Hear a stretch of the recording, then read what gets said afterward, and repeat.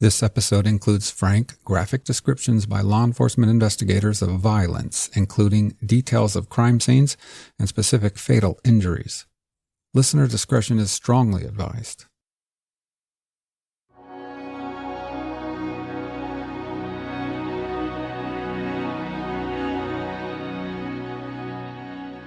You're listening to Dakota Spotlight. My name is James Wallner.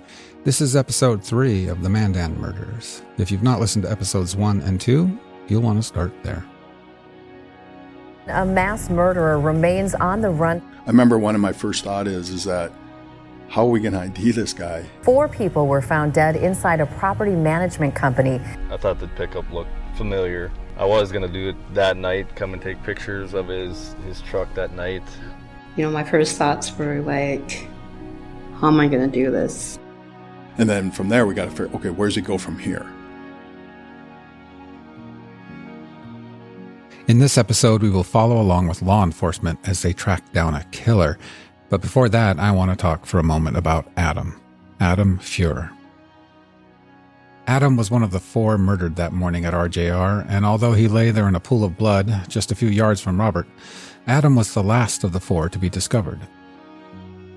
This was the fault of no one, because while paramedics tended to Robert, and while responding cops moved throughout the big shop at RJR, Adam was hidden out of sight, obscured behind a workbench in a corner area of the building. He was right there the whole time and yet unseen, off to the side. And really, if you followed this crime from day one, as I have, it feels a little bit like Adam has been partially hidden from this story ever since April 1st, 2019. At least from the view of the media and what the community knows about all this, Adam is still sort of off to the side. He's referred to as the 4th body, or the 4th victim. He's that other one. All I have ever been able to learn about him came from his obituary and from a couple of photos I've seen. A 42-year young man with a full head of dark hair, a beard, and a kind smile. The kind of guy that wears jeans and sweatshirts, like camping and fishing, working on cars, and drinking a cold beer. I don't feel Adam was purposely overlooked by the media exactly. He's just been a little elusive to us. It's just been somehow, how should I say this? Easier, maybe, to get a grip on and wrap up the words and lives of Robert and Bill and Lois. They sort of roll off the tongue and pen and page somehow. While Adam is the other one, they are Robert Faulkner, co-owner of RJR. They are Bill and Lois, or the Cobbs. The young man named Adam, his part, his personality, and his life, it's a bit more difficult. And it turns out it just might be that Adam would have wanted it to be this way. Difficult to pry into who he was. Adam was a private person. I learned this yesterday when I finally had the opportunity to meet his widow, Melissa. Yes, this was just yesterday, at least at the time of this recording, which might explain to you why we did not hear from Adam's family last time when we met the daughters of Robert and Bill and Lois. Setting up interviews with people who have experienced this type of crushing and monumental, senseless, and sudden loss, it's sensitive stuff, and it deserves time and respect. It happens, when they are ready, and at least in my world, only when they are ready. Yesterday, Adam Fuehrer's widow, Melissa, was ready. My name is Melissa Fuehrer, and I live in Bismarck with my 2 sons, or I should say with Adam's and my sons, James, who works for RJR, and Jared. On the day when everything changed, Adam's sons, James and Jared, were 15 and 13 years old. It was a Monday, a school day.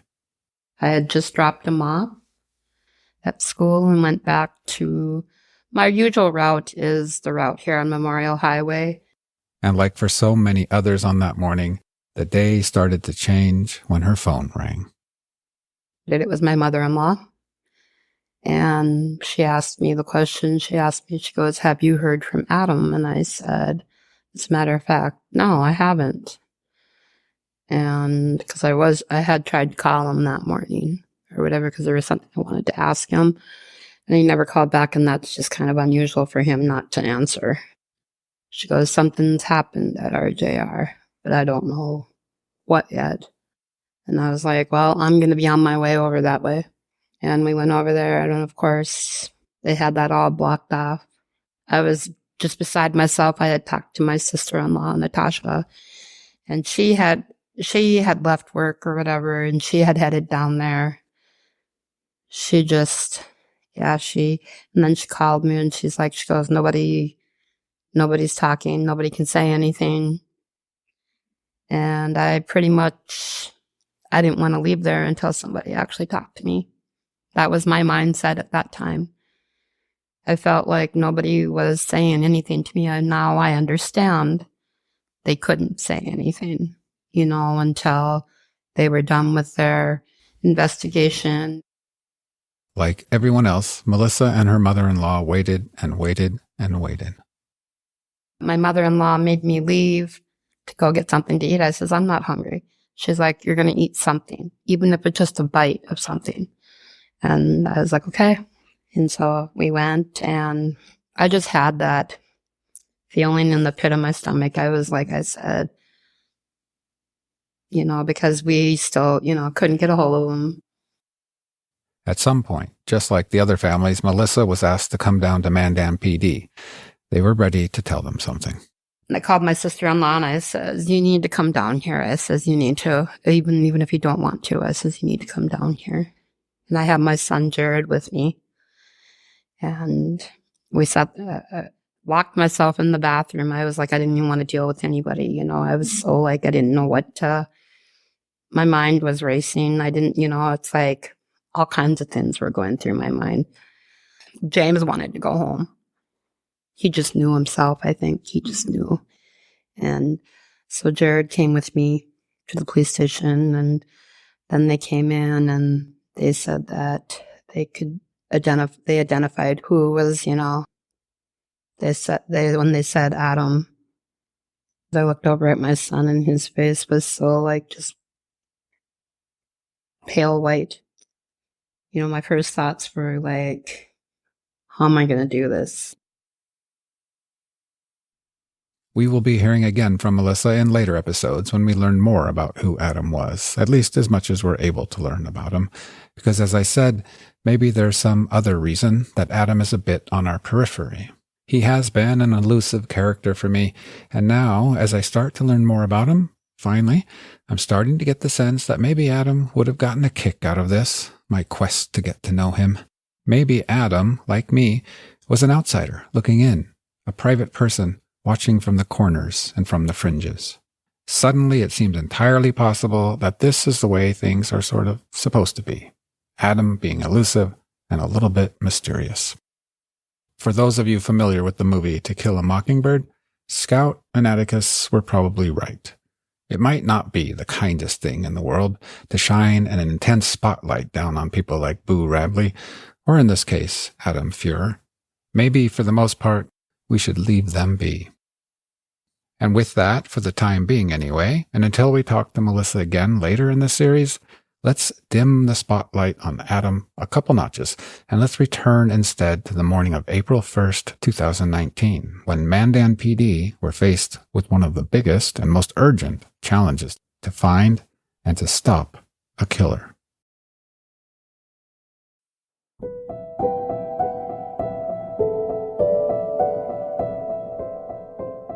The shock of the quadruple murders in Mandan on April 1st, 2019 held a paralyzing grip over the city. 4 people dead and a killer or killers at large. Questions all around town. Who was this person or persons? Where were they? Who were they? Would they kill again? And if so, when? And while that fear lingered and hovered all around the city, perhaps those in town who carried the heaviest dose of anxiety those first few days were the people assigned to keep us safe in the first place, law enforcement. I was really worried about that. Every time I went home, I'm just thinking, we don't know who this guy is. He's still out in the public, somewhere. I was stressing over that. This is Captain Pat Haug again of the Mandan Police Department. We heard from him in episode 2. In 2019, he was a lieutenant and one of the first investigators to respond, and it wasn't something anyone could be fully prepared for. I have been on a lot of death investigations throughout my career, but nothing like this. Lieutenant Haug and his team needed to find the person or persons responsible for this horrific act. And to do so, they were about to embark on perhaps one of the oldest investigatory methods known. It goes by many names and it's been around forever. Most often, it is described as following the trail, connecting the dots, following the lead, tracking. As the famous fictional character Sherlock Holmes might have said over 100 years ago, it is an elementary idea, pure logic. The logic goes like this. Whoever did this, they were here, inside RJR. They were here, they did all this, and then they left. What we need to do is to find them, and to find them, we need to follow whatever trail they may have left behind. In Lieutenant Haug's case, he wouldn't do it exactly like Sherlock Holmes, not with bloodhounds or a magnifying glass. In 2019, the tool he would use was video, security cameras, and surveillance video. And he didn't have to go at it alone. He got help, a lot of help, from the North Dakota Bureau of Criminal Investigations, or BCI. In fact, before it was said and done, at least 8 BCI agents were on the scene at RJR that day. They brought in a supervisory agent from Jamestown. That would have been Arnie Rummel. Joe Ahrens was the lead investigator for the Bureau of Criminal Investigation. The Bureau is able to do things that I can't do for my department. One is I can't assign an investigator to one case for a year or 2 years straight and not give them any other cases.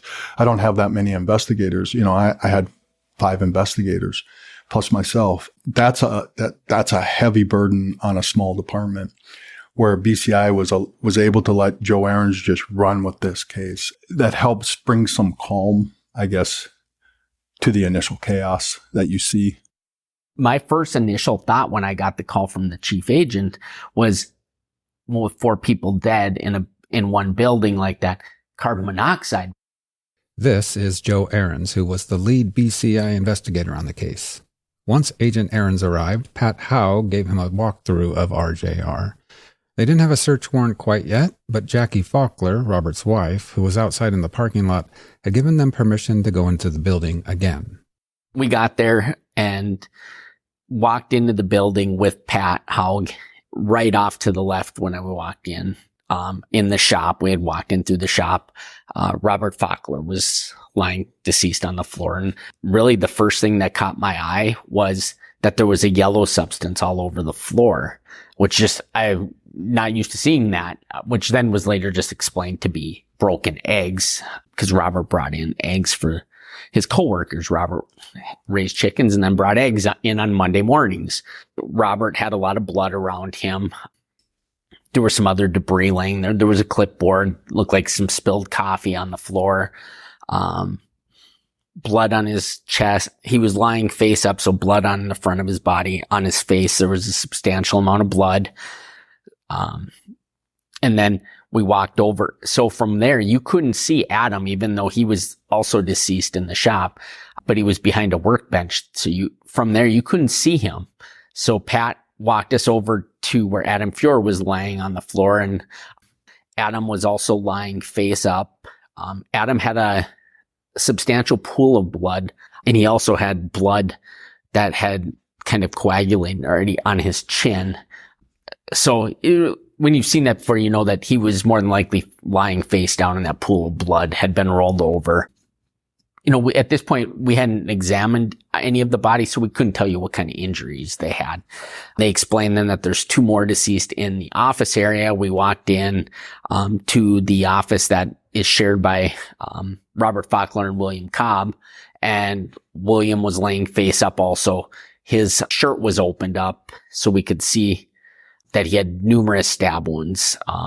His whole chest was covered in stab wounds. Noticed a chair lying that had been tipped over that was sitting near his body, and a fire extinguisher lying on the floor, and a cap. We didn't know the extent of all of his injuries, other than obviously a lot on his chest. Walked out of that office, and just off of that office is 2 bathrooms, and one of the bathrooms, Lois was lying on the floor. face up also, partially in the bathroom, partially out into an office area that had some cubicles. Walked over there. There was a lot of blood in the bathroom, and there's a floor drain in the bathroom too. There was blood that had been running from her body to the floor. There was also some decent pooling of blood outside of the office, or outside, not the office, the bathroom, where it appeared that Lois had obviously been bleeding substantially too before she got into the bathroom. Her glasses were lying outside of the bathroom, her eyeglasses. And you could see immediately when you looked at Lois, at the extent that there were some deep cuts on the sides of her neck. Cause you could see those very clearly. We just wanted to see what we were going to be dealing with. And then we exited the building and just waited outside until a search warrant was obtained. And one of the very first things they did was take note of several security cameras at RJR. There were a few outdoors around the building and 2 security cameras inside the building. One of the outdoor cameras overlooked the employee parking lot with a view of the employee entrance door. Indoors, one of the 2 cameras overlooked a large portion of the shop, although not all of it. The other indoor camera overlooked the front reception area. Like any team, the members of BCI and Mandan PD had different roles. Some agents focused on the victims, their bodies, their injuries. Can we see how they died? What clues are there about what exactly happened here? Are there defensive wounds, signs of a struggle? Other agents focused on the more immediate question, who killed these people, and can we figure that out ASAP? And they didn't waste any time. That very morning, right there at RJR, as soon as they had the search warrant in hand, they began viewing RJR's security video. And this is what they discovered. At 6:30 a.m., Bill and Lois Cobb are seen arriving at work. They're captured on the outdoor video camera facing the parking lot. There they stand together near the employee side door. They're sharing a cigarette. Lois wears dark pants and a dark sweatshirt, and Bill Cobb, blue jeans, a maroon-colored sweatshirt, and a baseball cap. The camera is mounted quite high on the building, looking down. In the video, the building is seen on the left, the parking lot in the middle, and to the right, out in the darkness beyond, can be seen a row of trees. The BCI agents watch as Bill Cobb walks out of view of the parking lot camera, while Lois stays put and continues to smoke her cigarette. Bill is on his way to enter the building through the front entrance, where he's soon captured on the indoor video camera in the front reception area. So Bill enters, locks the front door behind him, because after all, it's not time to open the business to the public yet. Then Bill walks out of the picture into the office area, where assumingly he is turning on all the lights in the office and in the shop.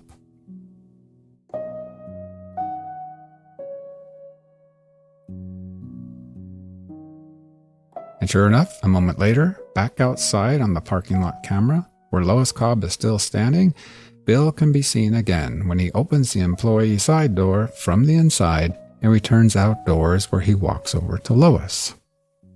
He hands her the keys to the building. Then he walks off camera for a short moment towards where it's assumed that his white Dodge pickup is parked. While he is out of the picture for a moment, Lois stands there smoking, swaying a bit back and forth. At one point she turns and looks towards the tree row behind her. Then she looks up as if she's gazing or studying or perhaps appreciating the stars above. At 6:34 a.m., Lois walks to the employee door and enters the shop.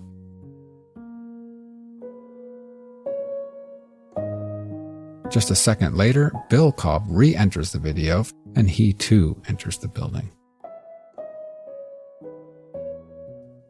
Due to the placement of these indoor cameras at RJR, these are the last images of Bill and Lois.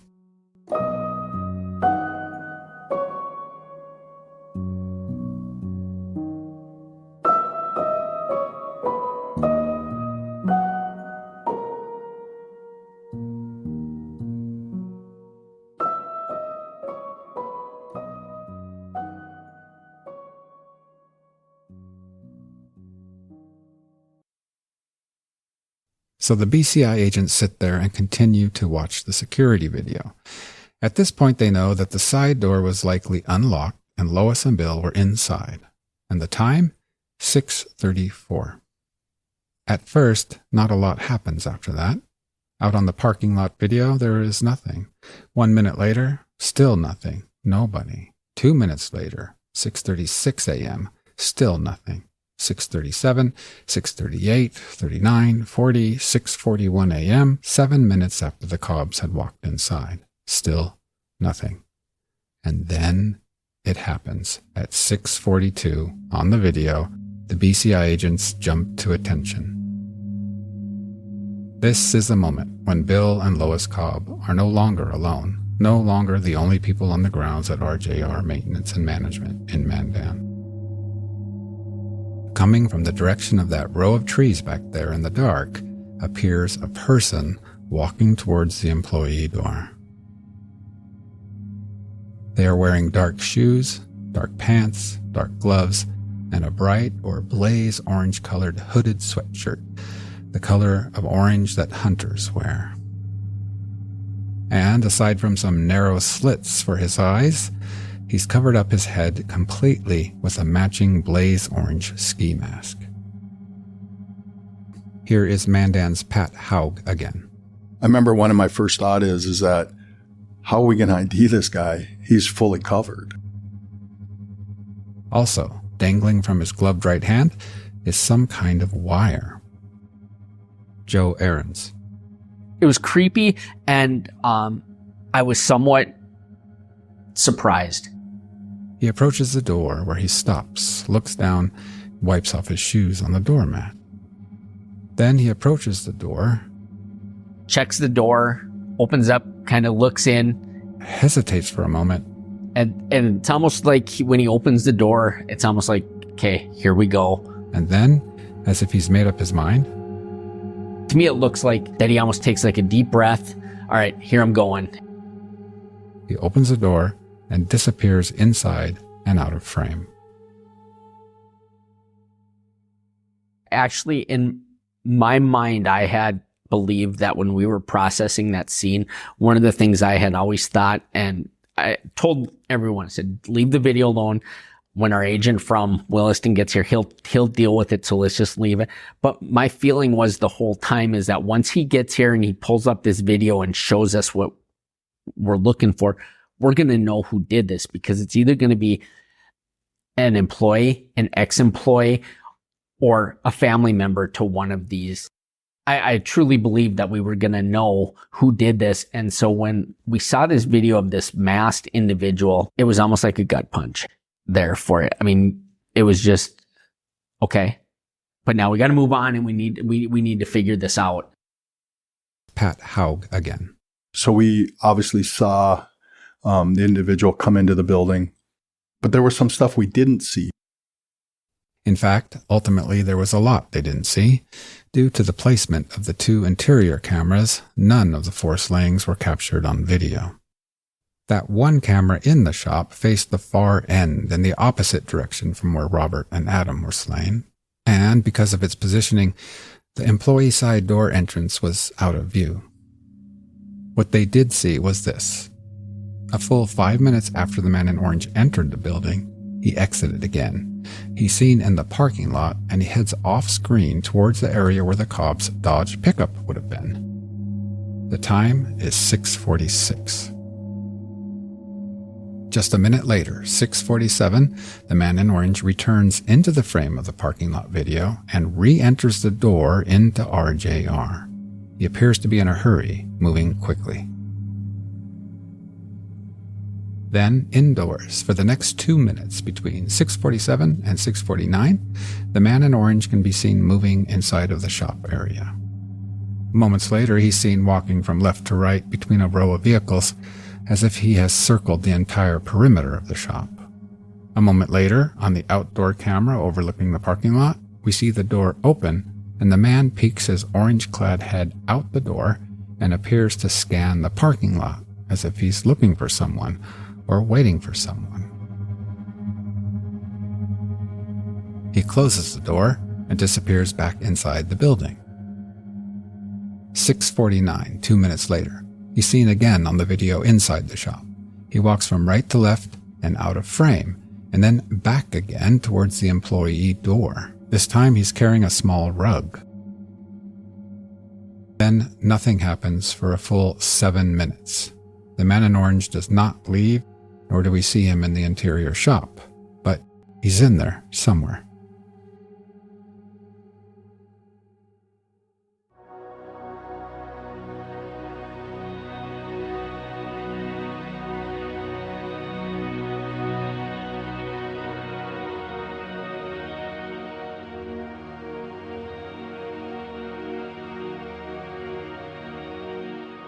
At 6:56, an RJR vehicle appears pulling into the lot.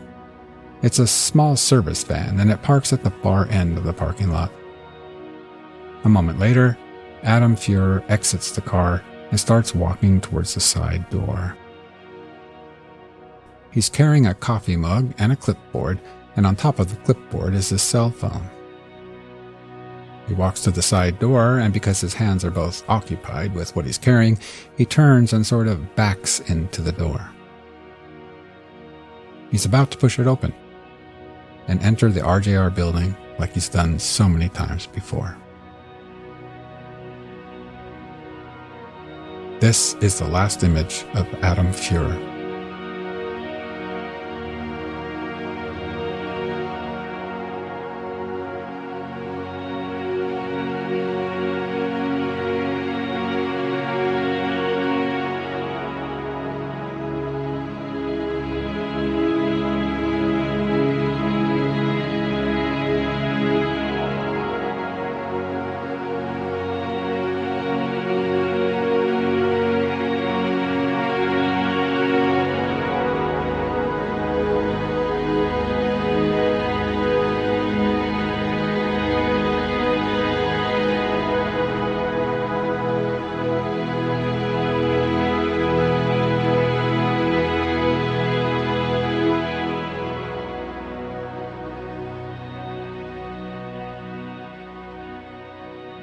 Four minutes after Adam went inside, another vehicle enters the parking lot. Robert Fuehrer, pulling in a dark pickup truck. He exits the truck. He's holding a coffee mug in one hand and a plastic bag in the other. He's wearing blue jeans, a maroon-colored RJR sweatshirt, and a baseball hat with sunglasses resting on the visor. He walks up to the door, grabs the door handle, and steps inside the building he owns, RJR. This is the last image of Robert Fuehrer.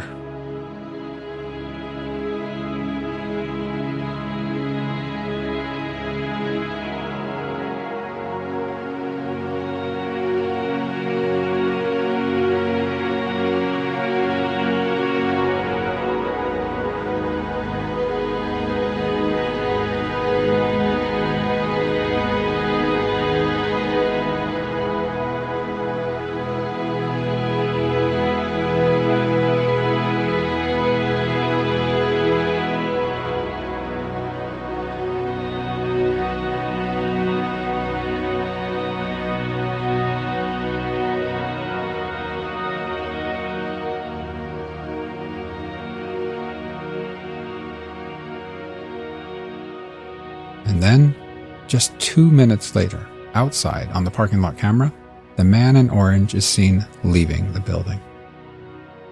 He walks out of frame towards where Bill Cobb's pickup was parked.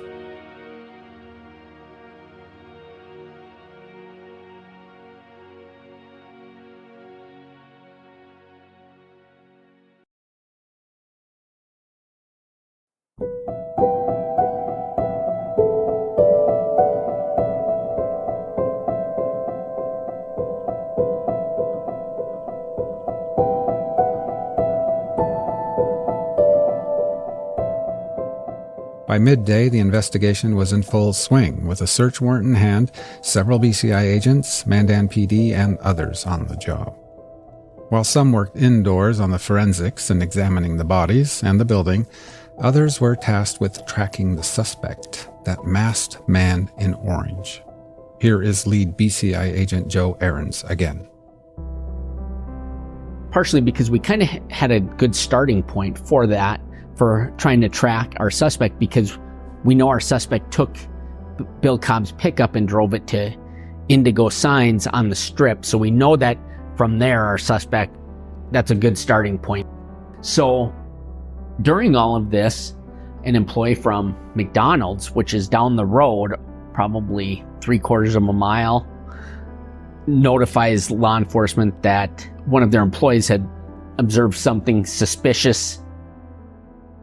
So they sent 2 patrol officers over to McDonald's to talk to the employee. In fact, the 2 officers were John Henry and Garrett Stepp. And if you recognize those names, it's because Henry and Stepp were 2 of 3 patrolmen who responded to RJR that morning. Officer Henry discovered the Cobbs in the office area and Adam Fuehrer. Yes, by mid-morning, these patrolmen were back out on patrol.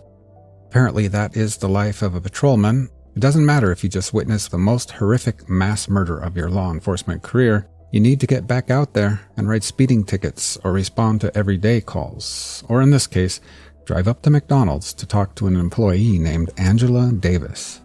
And that is exactly what they did. Angela's job duties at McDonald's included running food out to the drive-thru customers who had to wait for an order. After one of these runs that morning, she took her break and stayed outside to smoke a cigarette. Then, from the direction of a neighboring business named Big O Tires, she watched as a man in dark clothing walked towards McDonald's. When he arrived, he didn't go inside for breakfast or coffee. He didn't go inside at all. Instead, he walked to a pickup truck already parked there. And what jumped out to Angela most? This guy was wearing a ski mask. Here is John Henry again, who was a patrolman at the time. That call was actually holding once we went back to patrol. So Officer Stepp and I went to McDonald's talking to the management there and the lady who actually saw it. Here is Mandan's Pat Haug again. She describes something similar, as far as wearing a ski mask and stuff, and that it was kind of a warmer morning.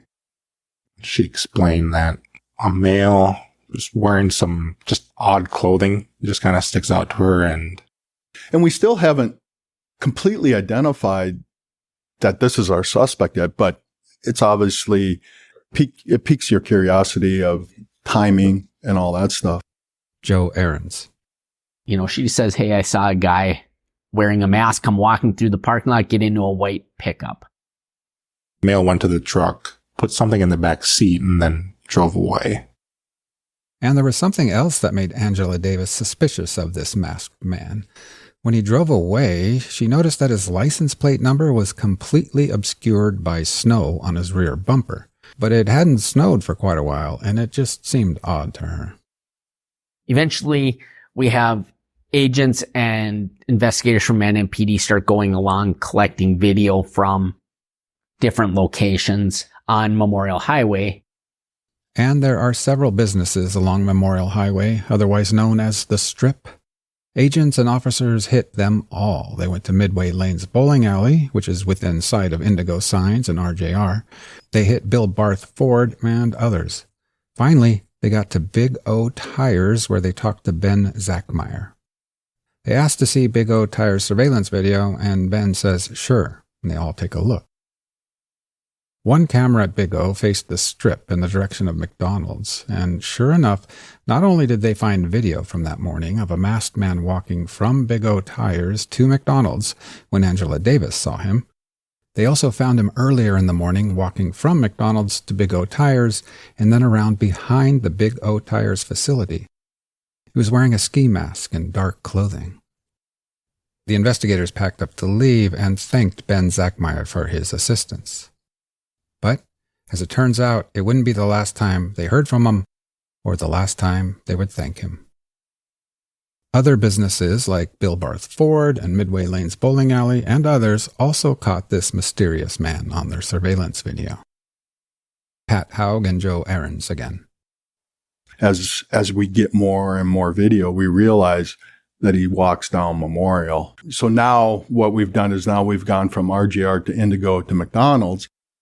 And we're able to see that all the way down Memorial Highway and follow that suspect walking and then to that pickup in McDonald's. leaves McDonald's and ultimately goes kind of across the road into that car dealership lot or whatever. And they have some video in there, so obviously we grab that video. We start collecting video and get some decent images of our suspect pickup. Those first images of the suspect's truck were at best decent, but not great ones. Still, these initial images will be used to send out the first of 2 so-called BOLOs. BOLO standing for Be on the Lookout For, sent statewide to all enforcement agencies. We know that he leaves McDonald's and we know he goes into that lot and turns around. Now we got to figure out where's he go from there. We know there's a couple directions he can go. He can either head towards Bismarck, he can head towards Main Street, he can take Third Street, or he can take Bisman Avenue. And so we had to figure that out. So then we realized he goes to Main on Memorial. Now we got to figure out, where does he go on Main? Does he go right, or does he go left, or does he go straight? We tracked that vehicle on video from Memorial Highway all the way down Main Street in Mandan on several business surveillance systems. If someone is heading west on Main Street in Mandan, North Dakota, and they want to leave Mandan, North Dakota by car, for example, if they have just committed a very serious crime and want to avoid jail, well, they've got some options. They could take a right and head north a few blocks and jump on Interstate 94. Of course, that nudges them up very close to the very place they're trying to avoid, because the Mandan Police Department and Morton County Sheriff's offices are downtown in that area, and it's highly likely you'll pass a police cruiser. Maybe best to avoid the police department and the state's attorney's office and the courthouse and the county jail. But if they do risk it and they head north a few blocks to I-94, depending on which direction they wanted to go on that interstate, east or west, they could maybe drive all the way to Billings, Montana, and there merge onto I-90 and truck along all the way to Seattle, Washington. Or they might feel a hankering to travel east on I-94, in which case they could cruise all the way to Port Huron, Michigan, then head north into Canada and a different jurisdiction. And there are other options to get out of downtown Mandan. At the west end of Maine, they could drive south on Highway 6 down to Selfridge, North Dakota, or maybe beyond Selfridge to South Dakota. Why not keep going to Nebraska, Kansas, Oklahoma, or Texas, maybe even Mexico? But there is another option out of downtown Mandan. In fact, another way to get to I-94 without having to drive so close to the courthouse and the jail. And all one would have to do is nothing. Just keep driving west on Main. Long before Interstate 94 was constructed, there was Highway 10. It's the old highway. It was just a dirt trail back in the early 1900s, built when that thing called the automobile was invented. Today it's a beautiful scenic byway, mostly paved from Mandan all the way to Dickinson, North Dakota.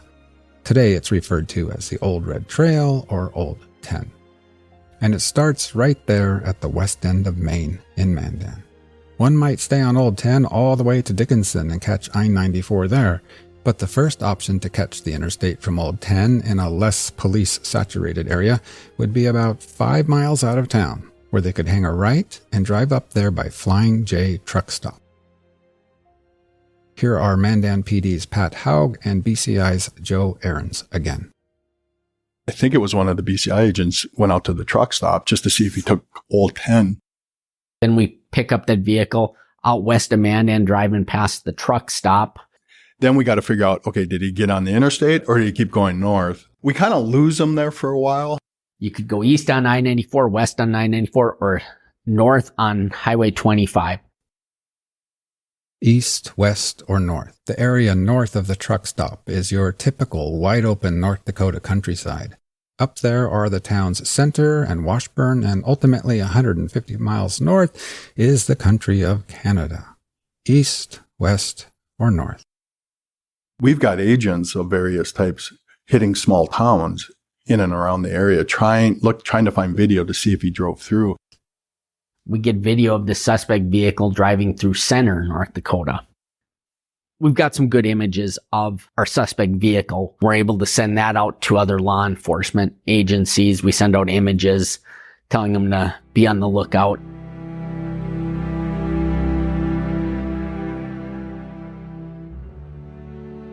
Mandan PD put out a second bolo with the photo of the pickup passing through Center, North Dakota. And this photo, the photo of the white pickup in Center, was of much better quality than the previous ones. Sooner or later, someone was bound to recognize it. Joe Ahrens again. We go a couple more days where we don't have a suspect at all. But meanwhile, there was plenty to do. What we're doing is we have agents interviewing family members and every staff member at RJR, trying to get any leads at all, and we're not getting anything at all. There was a lot more to this investigation than just looking at security video. There were autopsies of the victims and crime lab forensic testing. I asked Joe Ahrens to walk us through the crime scene investigation when they first looked closer at each of the victims. And so for the last 10 minutes of this episode, Joe Ahrens will tell us what they discovered there inside RJR, and also what the autopsies revealed about each of their injuries. As I noted at the top of this episode, this part contains graphic descriptions of violence, including details of specific fatal injuries. Listener discretion is strongly advised. A scene that size, you gotta have a system to what you're doing. And so we broke it up into areas, so it was basically we would go to one body, process the area around that body, then move from that body to the next body. But also during that time, we also know that whoever our suspect is that did this had to get from one person to the next. So we're also processing that area in between the two bodies for any evidence. We started in the office area with, I believe we started with William first, and he was in that office. So we started processing there first. Found again that William had numerous stab wounds to his chest area, well over 20. And they were all over in his upper chest. As we were looking closer, there was a baseball type cap lying on the floor next to him. And one of our agents had looked at that and noticed a small hole in the side of the cap. And I remember him saying to me, this looks like he was like a bullet hole in the side of this hat. But we had no indications of gunfire at that point. Generally, because most of the time, especially in a shop the size of RJR, most people nowadays, if they're going to use a gun, they use a semi-automatic that pull the trigger, it fires, then it ejects the shell casing out. Well, there were no shell casings on the floor anywhere. It would be very hard for someone to be shooting in a building like that and be able to then go around and pick up all of the shell casings, especially with just furniture and whatnot. These casings hit the ground and it's like a football almost. They're not in the shape of a football, but they hit and they bounce and they roll, and you just wouldn't be able to keep track of all of them. So, and we had been told that these people had been stabbed. Then as we were examining William first, we noticed that hole in the side of the head cap. And then as you look down, imagining William wearing that cap, and we saw a bullet hole, or what appeared to be a bullet hole in the side of his head. He also had one in his chest, but when you have that many stab wounds and a bullet hole don't always look that much different. Once you actually see it, then you can spot it. But when you're just looking and you have no reason to believe that there was a gunshot wound to his chest, you might not pick up on that right away. But then after we saw that, then we started looking, and then we also saw he had a gunshot wound right to the center of his chest. Then we noticed on both of his arms, on his forearms, he had passed through bullet wounds in both arms, through the forearms, and almost essentially in line with each other in both forearms. So what that was telling us is that at some point, he must have been trying to protect himself. Yeah, he could have had his arms together or crossed. Hard to say exactly how his arms would have been positioned for certain, but so we take photos and document all of this. And then we have eventually the coroner comes to the scene, and they even do a further exam. They move the body. So when the coroner starts moving the body of William, notices that there's a bullet hole in William's right shoulder. And then when he moves his arms, bullet that went through his arms had been embedded in the shirt and fell out onto the floor. So when you looked at William, he had, I believe, once everything was all said and done, and later found out at autopsy, William had, I believe, 28 stab wounds to the chest area. He had a bullet wound to I believe it was the left side of the head. Yes, it was the left side of the head. He had a bullet wound to the center of his chest. He had a bullet wound in his right shoulder, and then he had bullet wounds through both forearms that passed all the way through. Now, the medical examiner, when you have injuries like that to the forearms, he can't say that it was all caused by one bullet. So when you get a final report, it says between 4 and 8 gunshot wounds. We believe it's 4 from everything we saw, and he did 2, but he can't say that. So he's got to be a little bit more broad on it then. Because one bullet could have caused 2 of those. Yep, one bullet could have went through one forearm and into the other one and through that one also. After we were done examining William and taking photographs of his injuries and documenting all of that, we moved on to Lois, who was, again, in the women's bathroom, partially in the bathroom. Her upper body was inside the bathroom. Her lower body, her legs were out into the office area. So she was lying right in the doorway. She had a lot of stab wounds to her chest area. And that was hard at first to see because she was wearing a bra. And those stab wounds were right through the bra. A lot of them were. So you couldn't really see them that well until her bra was removed, and then you could see the stab wounds that had went through she was wearing a black bra. And so it was hard to see, but you could just see the material. There were some cuts in it. And then she had some stab wounds to her face area, and also then she had some deep cuts on both sides of her neck. Then we ended up seeing a bullet wound also on her. And when she was rolled over onto her back, once the coroner came, because again, that after we had done our examination, the coroner comes, we roll Lois on her back, and a bullet falls out of her shirt and onto the floor. And there's a bullet wound, an exit wound in her back. There's also several stab wounds in her back also. So we know at some point too, Lois was trying to get away, because he was able to stab her in the back, shoot her in the front, and stab her in the front. And then there's a lot of blood in the bathroom draining or running away from Lois. Notice Lois has her clothing is saturated in blood. We noticed that Lois's eyeglasses had fallen off and were lying on the floor next to her out in the office area. When you looked at her neck, those were extremely deep cuts to both sides of her neck, not even just one, on both sides of her neck. There were deep cuts, and then there was a little bit right in the center of her neck that hadn't been cut. Later on, an autopsy is done, and they can do even further examination. And the one thing about when they do examinations and do the autopsy is they clean the body off. In total, Lois had 48 stab wounds, then cutting wounds to her face and neck area. So, I mean, even more than William. And William we believed had, 28? That's a lot.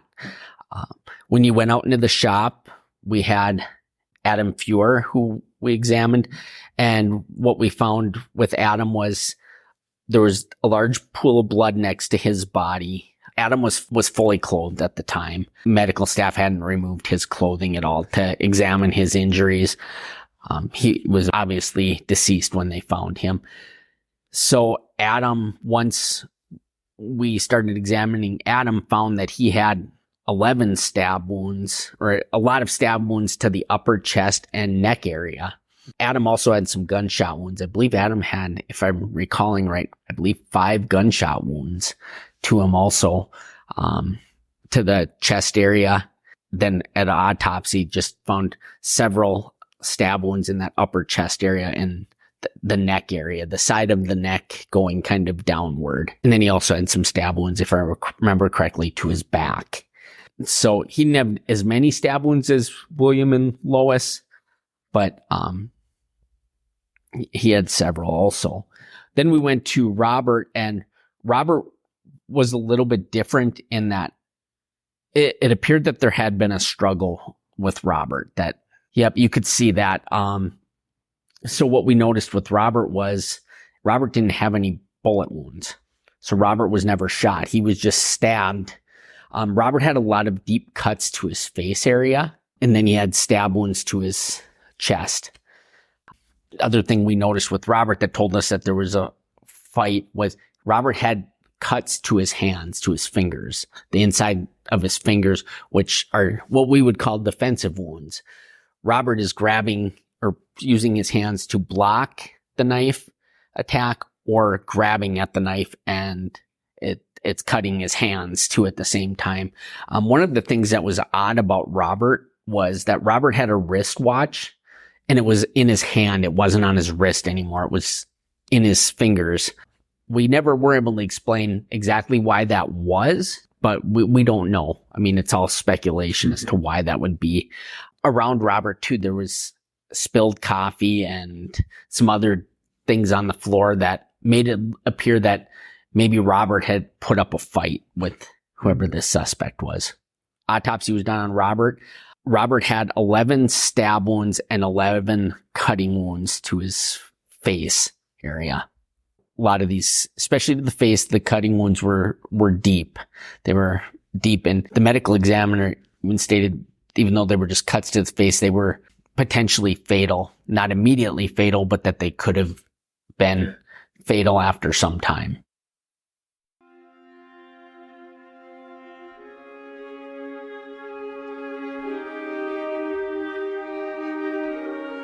Still yet to come in future episodes of the Mandan Murders.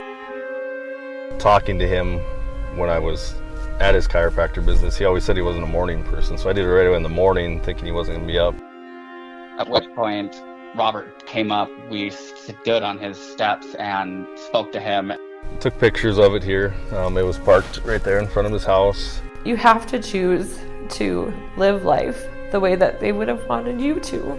My mom's side of the bed, she had like her pajamas like nicely folded and put on her nightstand, and then like my dad's side just had like his pajamas on the floor and like his water from the night before, and like look out the window, Adam's here. And then it's like, and then it was time to pick on his sister. And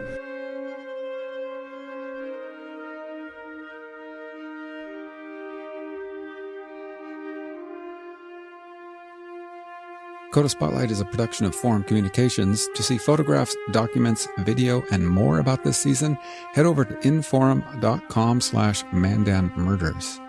And don't miss the awesome Dakota Spotlight Facebook group. To join, go to facebook.com/groups/Dakota Spotlight. Once again, thank you so much for listening to Dakota Spotlight. I'll see you next time.